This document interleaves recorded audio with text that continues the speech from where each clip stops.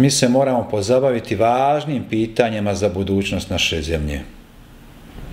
Kako i na koji način osigurati sigurnost države Bosne i Hercegovine, kako poboljšati bolje ekonomske mogućnosti za sve građane i kako poboljšati političku klimu u ovoj zemlji.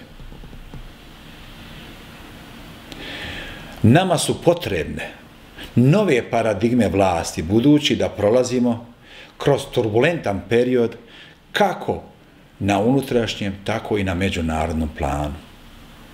Da se razumijemo, nikada nije bilo lako onima koji su se istrgli iz obruča,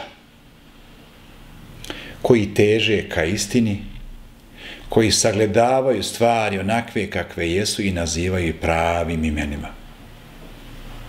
Takvi će biti uvijek izloženi raznim metodama i pritiscima, ali povratka nazad nema. Novi bošnjački pokret je čvrsto odlučio da bude brana svim negativnim trendovima i pojavama u ovoj zemlji.